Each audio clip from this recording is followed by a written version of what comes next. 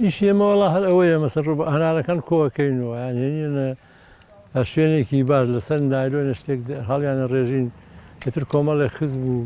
هنا ويشي آفرتاي كا دايتك يعني إمش إيش يما أوية مثلا تو أي شيء لي أو كي أجريت وداية لي في خير سن مجلو أكلت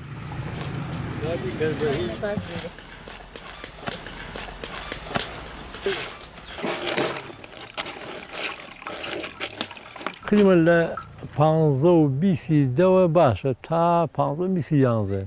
مثل بپی باخو هنالو شون كوتو مثلا باخي واي آوي كما درنگ بيجا باخي واي زي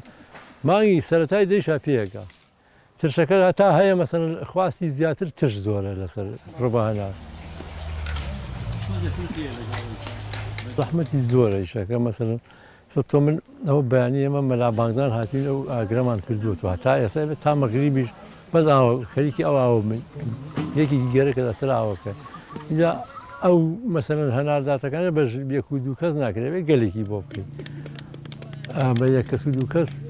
ناس جا فصلكشي مثلا تولى ماني يانزا ام هنا بيغا ماني يانزاش سرمايه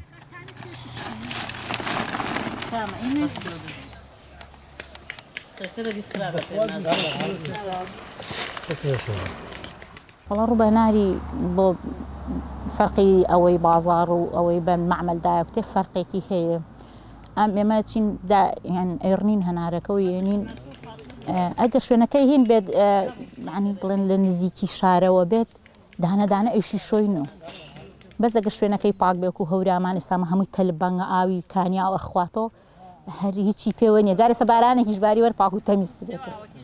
إيرنينو يعني دا وريني دا ورين دن كان بدن كو دوای كان عركان يعني أي بشي كان بقى أو شربتكو لأن كان منظلة تراجع كي كان تقريبا 8 ساعات أو شربتي طرطها خسبته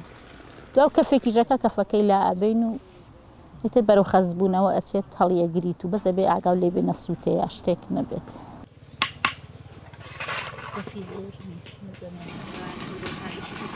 ملونه هاتي لونه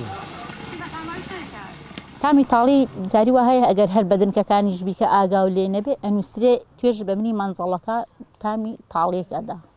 بآجا ولي بزور أو خسيج نبيته كتامي طالي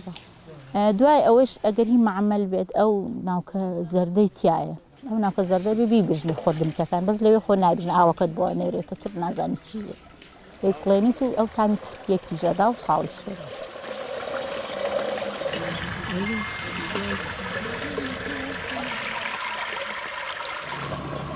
هناري إصاب هناري هلا بجاهر يعني هناري كيمي خوشه يعني كنا